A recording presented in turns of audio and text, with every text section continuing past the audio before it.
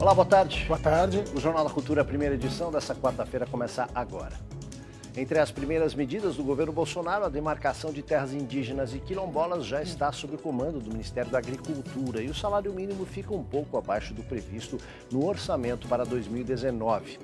Apesar de previsíveis, as contas do primeiro mês do ano pegam muita gente de surpresa. Quem não se preparou para janeiro pode ter que entrar no cheque especial e pagar taxas de juros estratosféricas. O parcelamento pode ser uma saída. 2019 começa com um desafio na área da saúde. O Ministério da Saúde não atingiu as metas de vacinação de 2018. No ano passado, o número de crianças imunizadas foi o menor dos últimos 16 anos. Na Rússia, um resgate dramático. Sob frio de 20 graus negativos, bebê é resgatado com vida dos escombros de um prédio que desabou no dia de Ano Novo. No esporte, começa hoje a Copa São Paulo, a maior competição de futebol júnior do país. E as jogadas fantásticas da NBA, a Liga de Basquete Americano.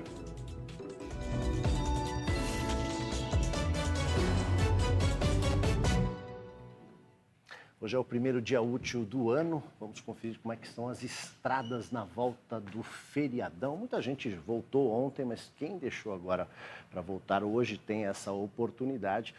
Vamos ver como é que tá, como encarou a estrada, né? Que tipo de movimentação. A repórter Maria Manso está no centro de controle da Ecovias, a concessionária que administra a principal ligação entre a capital e o litoral paulista. Boa tarde, Maria. Boa tarde, Aldo. Boa tarde a todos. Pois é, há muito movimento e nos dois sentidos, viu? Porque pelas contas da Ecovias ainda faltam voltar dos feriados de final de ano cerca de 150 mil veículos. Mas como hoje também é o primeiro dia útil, muitos caminhões estão descendo em direção ao Porto de Santos. Igor, quais são os pontos críticos nesse momento nas estradas? Boa tarde, Maria. No momento nós estamos com um tráfego muito intenso nas rodovias do sistema Anchieta Imigrantes, com maior congestionamento em direção a São Paulo, na rodovia Imigrantes, entre o quilômetro 70 até o quilômetro 50, já quase ao término do trecho de serra. A partir dali, os motoristas encontram bastante fluidez na chegada a São Paulo e já em direção ao litoral, há congestionamento na rodovia Anchieta, entre o quilômetro 35 e o quilômetro 55. Aquele trecho que a gente está vendo ali no centro com mais congestionamento é o início da serra. Correto, ali é no quilômetro 58 da rodovia Imigrantes, no início do trecho de serra para quem está indo em direção a São Paulo. Vocês aconselham algum horário para as pessoas não pegarem congestionamento? Ecovias e Artesp recomendam aqueles motoristas que podem adiar sua viagem hoje, a partir das 9 horas da noite, vai encontrar melhor condição de fluidez nas nossas rodovias e amanhã, antes das 6 horas da manhã. Ok, Igor, muito obrigada. Com você. Obrigado, Maria, pelas informações. Além do trânsito na volta do feriado do Ano Novo, o que se repete é uma outra informação que afeta o bolso. Todo ano é assim, né? Para não ter que pedir dinheiro emprestado ou entrar no cheque especial por causa das contas de janeiro, é preciso uma boa dose de planejamento. Engenheiro e professor de pós-graduação, Miguel ainda não tem o controle que gostaria das próprias contas, como a maioria das pessoas. Ele é uma prova de que saber lidar com as finanças pessoais não é nem privilégio de quem tem uma boa formação escolar. Você acaba se distraindo com a quantidade de itens, né? E no primeiro momento você faz uma planilha, tudo certinho. Mas não é só isso. Você precisa ir alimentando, porque ela vai mudando, vai ajustando. Para que este janeiro não seja como os anteriores, de apertos e cheque especial, ele fez uma reserva para pagar IPVA e 2 IPTUs. Eu fico durante muitas horas, trabalhando no computador, escrevendo. Então, às vezes, controles de conta, ele acaba ficando um pouco no segundo prazo. Eu venho me disciplinando já há alguns anos, mas eu confesso que é difícil. Guardar dinheiro para pagar essas contas extras de janeiro é o melhor dos mundos. Mas e quem não tem disciplina ou renda suficiente para poupar? Faz o quê? A gente apela para o empréstimo, apela para a família, Tentar salvar um pouquinho do 13º que sobrou para poder guardar agora, pagar as contas agora. Para este economista, Parcelar IPVA e IPTU e considerá-los contas do mês é mais prudente do que usar cheque especial ou fazer empréstimo com juros altos. Nós não usamos mais aquela regra do tipo, veja ou estime de quanto é a inflação, compare com o valor que deve ser pago à vista e com isso pague à vista. Não, isso pode ser ou pode trazer um problema com outras contas. E para que os próximos anos comecem no azul, ele ensina uma regra básica. Metade do seu salário deve ir para as contas, 35% para os imprevistos e 15% para pagar dívidas ou poupar. Mudar os hábitos pode garantir não só um janeiro mais tranquilo, mas o ano todo de bem-estar. O planejamento financeiro hoje está focado na busca da felicidade, na busca de uma satisfação que traga uma tranquilidade para toda a família ou até em termos pessoais. No papel é tão fácil fazer essa divisão do salário, né?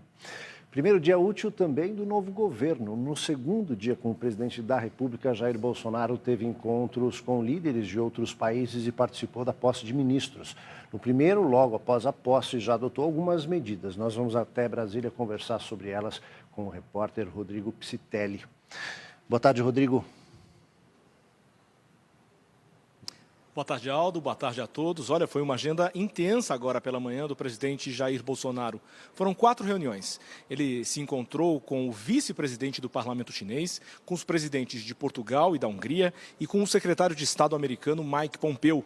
Pouco antes, aqui mesmo neste espaço, participou de uma cerimônia de transmissão de cargo dos ministros que despacham aqui no Palácio do Planalto. Ontem, logo após a posse, Bolsonaro assinou o decreto do novo salário mínimo de R$ 998, R$ menos que o previsto no orçamento. É que os índices de inflação e de crescimento da economia ficaram abaixo do previsto. Bolsonaro também deu ao Ministério da Agricultura a responsabilidade pela demarcação das terras indígenas e quilombolas, antes uma atribuição da FUNAI e do INCRA. A nova ministra da Agricultura, Tereza Cristina, comandou a bancada ruralista no Congresso. Foram assinados ainda decretos que alteram a estrutura do governo, como a incorporação do COAF, o Conselho de Administração de Atividades Financeiras, ao Ministério da Justiça. Logo mais à tarde, Bolsonaro participa da transmissão de cargo no Ministério da Defesa, lá no Clube do Exército. Voltamos ao estúdio com você. Obrigado pelas informações, Rodrigo. FUNAI e INCRA, que antes eram da pasta do Ministério da Justiça. Dessa pasta falamos agora, porque também pela manhã o ministro da Justiça, Sérgio Moro, assumiu a pasta das mãos dos ex-ministros de Temer, Raul Jungmann, da Segurança Pública, e Torquato Jardim, da Justiça. Durante a cerimônia, Sérgio Moro anunciou que vai utilizar a Secretaria Nacional de Segurança Pública para colaborar com as forças de segurança dos estados e padronizar a gestão, como aconteceu com a pasta no Rio de Janeiro. Enfatizou o empenho em devolver ao Estado o controle sobre as penitenciárias, com a desarticulação do comando de lideranças do crime organizado. Depois de assinar o termo de transmissão de cargo, Sérgio Moro apresentou a equipe de seu ministério e fez o primeiro pronunciamento oficial. Prometeu tirar do papel o banco de dados genéticos e entregar até o final do mandato um cadastro com o DNA de todos os condenados por crimes dolosos, o que depende de mudança na lei, e que vai enviar ao Congresso no início da nova legislatura, em 1º de fevereiro, um projeto de lei anticrime. Sem dar os detalhes do texto, deixou claro que o combate à criminalidade não vai se limitar aos bandidos das ruas, mas também aos engravatados em gabinetes. O brasileiro, seja qual for a sua renda, e lembremos que o desvio de recursos públicos atinge mais fortemente os mais vulneráveis e os mais dependentes dos serviços públicos, tem o direito de viver sem a sensação de que está sendo roubado ou enganado pelos seus representantes nas diversas esferas de poder. O 38º presidente da República, Jair Bolsonaro, foi empossado ontem em Brasília. Com um forte esquema de segurança, o presidente decidiu fazer o cortejo com o Rolls-Royce, o carro aberto. No primeiro trecho entre a Catedral de Brasília e o Congresso Nacional, Jair Bolsonaro desfilou ao lado da esposa, Michele, e do filho, Carlos Bolsonaro.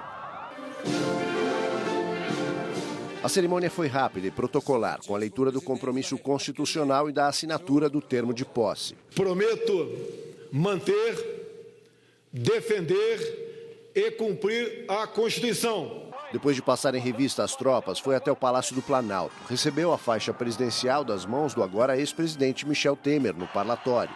A primeira-dama, Michele Bolsonaro, quebrou o protocolo e fez um discurso em Libras, a linguagem brasileira de sinais. Em especial, agradeço ao meu amado esposo, o nosso presidente. De volta ao Palácio do Planalto, Bolsonaro empossou os 22 ministros. O primeiro a ser chamado foi Sérgio Moro, responsável pela pasta da Justiça e Segurança Pública. No final, a foto oficial. Durante a cerimônia de posse, o presidente Bolsonaro discursou no Congresso Nacional e no parlatório. Corrupção e ideologia. Vamos unir o povo, valorizar a família, respeitar as religiões e nossa tradição judaico-cristã. Combater a ideologia de gênero, conservando nossos valores. O Brasil voltará a ser um país livre das amarras ideológicas.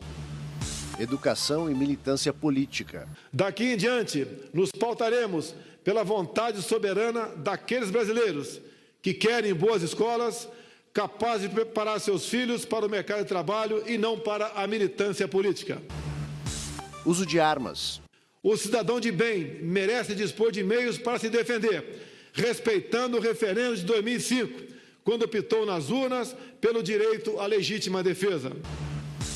Apoio aos policiais. Contamos com o apoio do Congresso Nacional para dar o respaldo jurídico para os policiais realizarem o seu trabalho. Ministros. Montamos nossa equipe de forma técnica, sem o tradicional viés político, que tornou o Estado ineficiente e corrupto. Despesas do governo.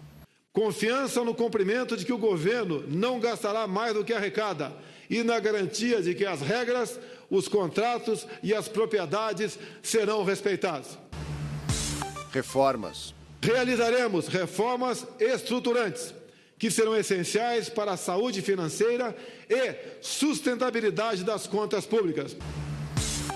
Economia. Abrir nossos mercados para o comércio internacional, estimulando a competição, a produtividade e eficácia, sem o viés ideológico.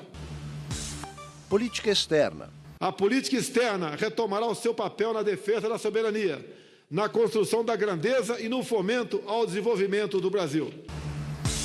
Socialismo. E me coloco diante de toda a nação, nesse dia, como um dia que o povo começou a se libertar do socialismo.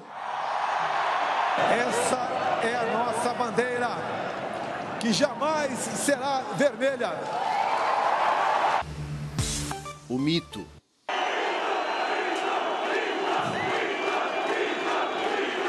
Brasil acima de tudo, Deus acima de todos.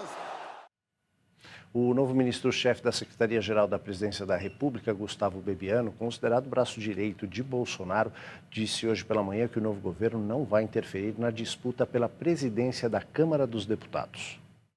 Há, logicamente, uma preferência, mas a nossa posição é não externar essa preferência e deixar que o processo flua naturalmente. É natural que o PSL, como sendo a segunda maior bancada da Câmara, tenha as suas aspirações, né? Que os deputados eleitos pelo PSL tenham as suas aspirações, isso também é legítimo. Mas o presidente da República, o governo federal, o executivo, não impulsionará, não favorecerá nem esse nem aquele candidato. 2019 já começa com um desafio para o Ministério da Saúde, aumentar o número de brasileiros vacinados. Ano passado, o número de crianças imunizadas foi o menor dos últimos 16 anos. Poliomielite, tuberculose, meningite, coqueluche, sarampo, rubéola e catapora são só algumas das doenças graves que podem ser facilmente prevenidas com uma vacina e de graça. São doenças de relevância para a saúde pública.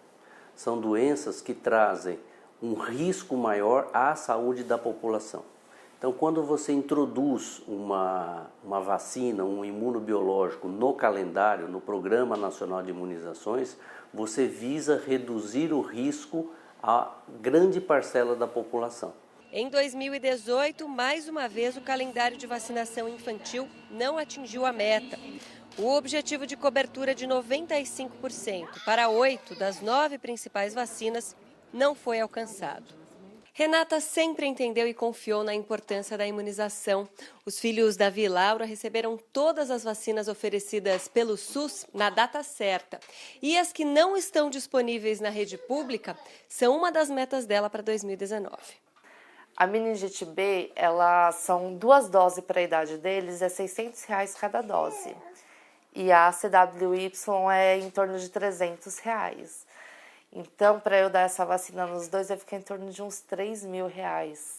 Uns com muita consciência, outros com pouca. Para este infectologista, fatores que colaboram para a redução da imunização são a desinformação e o desabastecimento em postos de saúde.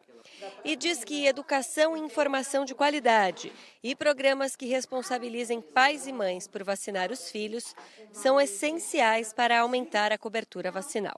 No mundo, morrem, em média, 5 a 7 milhões de crianças por doenças imunopreveníveis, doenças que podem ser prevenidas por vacina.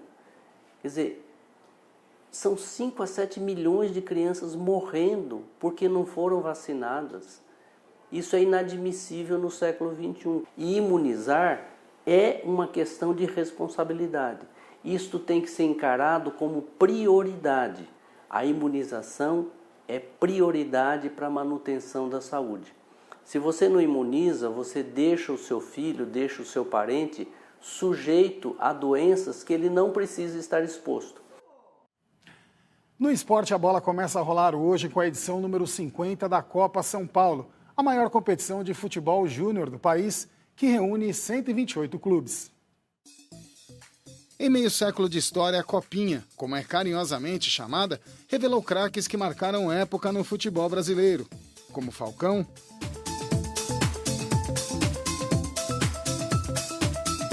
Toninho Cerezo e Casagrande. Um dos times mais lembrados é o Flamengo, campeão em 1990, que tinha no elenco Djalminha, Marcelinho Carioca, Júnior Baiano, Paulo Nunes e Nélio. Neste jogo, o time da Gávea aplicou uma goleada de 7-1 no Corinthians. Alguns talentos revelados na Copinha tiveram sua trajetória interrompida, como o atacante Denner da Portuguesa, que morreu em um acidente de carro em 1994.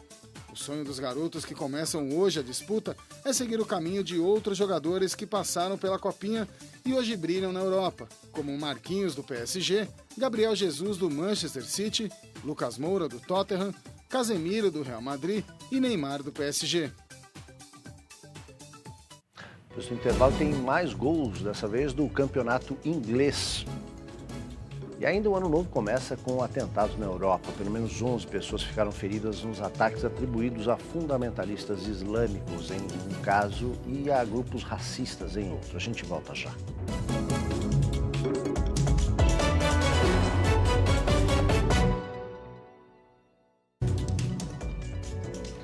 Alunos e professores da Universidade Estadual do Amazonas sonham com a implantação de um curso de ciências aeronáuticas. Enquanto isso não é possível, desenvolvem aeromodelos que são verdadeiros drones.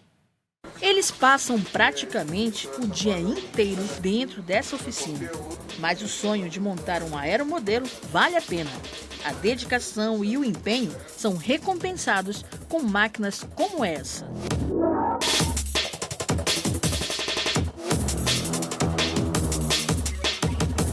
São 25 estudantes de engenharia mecânica, controle, automação, elétrica civil, produção naval e eletrônica, que juntos constroem os aeromodelos com a finalidade de participar de competições e, principalmente, desenvolver tecnologia e conhecimento. O projeto é desenvolvido pela Universidade do Estado do Amazonas por meio do Programa de Apoio à Consolidação das Instituições Estaduais de Ensino e Pesquisa da FAPEAM. A ideia é fortalecer e ampliar a formação de recursos humanos e pós-graduação estricto sensu para a instalação de um polo específico no Amazonas. A nossa intenção também é montar aqui um polo para desenvolvimento de um curso de engenharia aeronáutica ou de tecnologia aeronáutica que nós não temos ainda no Amazonas. O Amazonas é muito amplo e as aeronaves vão e voltam todo o tempo para levar mantimentos e pessoas para o interior do estado. E nós temos o interesse de poder formar engenheiros e técnicos para poder dar um suporte ainda maior para essa área tão importante para o estado do Amazonas. O avião feito de madeira tem características específicas determinadas pelas regras do campeonato. Essa aeronave ela tem uma envergadura de mais ou menos 3,75 metros, né? Ela tem um comprimento de mais ou menos 2,5 metros. E a gente projetou ela para pesar algo em torno de 7 quilos e ela consegue levar até 15 quilos. E a altitude de voo que ela alcança é até 1.500 metros. Nós conseguimos um bom controle dela até 1.500 metros de altitude.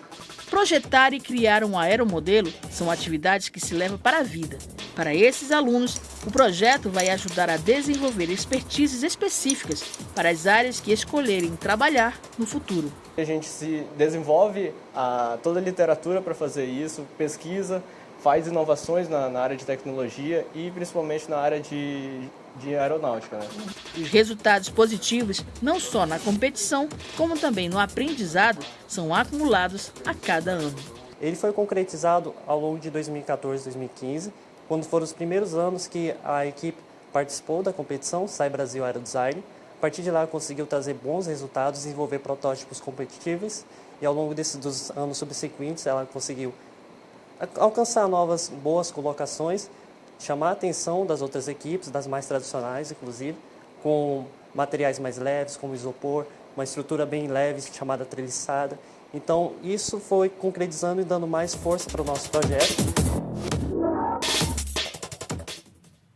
Agora as notícias internacionais. Um bebê foi resgatado com vida dos escombros do prédio que desabou ontem na Rússia. O número de mortos no incidente já chega a 18. Bombeiros que trabalhavam no local ouviram o choro da criança e imediatamente foi iniciada uma operação específica de resgate. Por causa da instabilidade dos escombros, o bebê precisou ser cuidadosamente retirado. Apesar do frio de quase 20 graus negativos, o bebê de 11 meses sobreviveu. O edifício de 10 andares desabou na cidade de Magnitogorsk na última segunda-feira, depois que um vazamento de gás causou uma explosão. De acordo com as autoridades locais, dezenas de pessoas ainda estão debaixo dos destroços e não é possível saber se há outros sobreviventes. Desde o primeiro dia do Ano Novo, os Estados Unidos e Israel deixaram de fazer parte da Unesco, a agência da ONU para a Educação, Ciências e Cultura. No ano passado, os dois países anunciaram que a saída se tornaria efetiva no fim de 2018. O estopim foi a decisão da Unesco de registrar a cidade de Hebron, na Cisjordânia, como zona protegida e um local palestino de valor universal excepcional. Hebron é o lar de 200 mil palestinos e de centenas de colonos israelenses que recebem proteção do exército. E o Ano Novo começou com atentados na Europa. Na Inglaterra, um homem de 25 anos esfaqueou e feriu 3 pessoas na estação de trem em Manchester. A polícia prendeu o rapaz. Testemunhas afirmaram que ele gritou o nome de Alá durante a ação. O prefeito da cidade, Andy Burnham, classificou o ataque como inaceitável e prometeu rigor nas investigações sobre supostas ligações com grupos terroristas. Na Alemanha, um homem de 50 anos jogou o carro contra pessoas que comemoravam a virada do ano numa praça na cidade de Bottrop. O grupo era de maioria estrangeira. 8 pessoas ficaram feridas, entre elas cidadãos da Síria e do Afeganistão. De acordo com a polícia, o motorista fez comentários racistas ao ser preso. O caso está sendo tratado como crime de xenofobia. Voltamos a falar de esporte. Pela NBA, a Liga de Basquete americano, os líderes das conferências Leste e Oeste entraram em quadra e não decepcionaram. O Phoenix Suns recebeu um atual bicampeão Golden State. A primeira metade do jogo foi equilibrada. Com muita agressividade no ataque, o time da casa não se intimidou e manteve o jogo ponto a ponto. Na segunda parte, Stephen Curry começou a encaixar as cestas de 3 pontos e fazer a diferença para o time da Califórnia. Ao todo, foram 34 pontos e 9 rebotes do astro americano. No final, Golden State Warriors 132, Phoenix Suns 109. Em Milwaukee, a equipe da casa recebeu o Detroit Pistons. E logo no início, foi mostrando por que é considerada a sensação da temporada. Líder da Conferência Leste, os Bucks apostaram na força do ataque e com tranquilidade fizeram 121-98. No Canadá, Toronto Raptors e Utah Jazz. A equipe da casa, vice-líder da Conferência Leste, apostou nas cestas de 3 pontos e contou com uma noite inspirada do ala Kawhi Leonard, que marcou 45 pontos. O Utah até que esboçou uma reação no final, mas não resistiu à força do ataque dos Raptors, que venceram por 122-116. Pelo campeonato inglês, o Tottenham subiu provisoriamente para a segunda posição e o Arsenal se mantém na briga por uma vaga na Liga dos Campeões. O Arsenal saiu na frente do Fulham com este gol de Xhaka aos 25 do primeiro tempo. No segundo tempo, Lacazette fez mais um. Kamara descontou para o Fulham. Ramsey, aproveitando o rebote da trave, fez 3-1 Arsenal. Aubameyang, com um chute forte, fechou o placar. Final Arsenal 4, Fulham 1. O Cardiff recebeu o Tottenham. Logo no início do jogo, o artilheiro da seleção inglesa, Kane, num lance curioso, fez 1-0 Spurs. Aos 12 minutos, o dinamarquês Eriksen, da entrada da área, fez 2-0 Tottenham. Ainda no primeiro tempo, o coreano Min deu números finais à partida. Final Cardiff 0, Tottenham 3. Jogando fora de casa, o Leicester venceu o Everton com este gol do atacante Jamie Vardy, que comemorou com estilo. O Jornal da Cultura, a primeira edição termina aqui. Uma ótima tarde para você. Você fica com o programa Panorama. Boa tarde.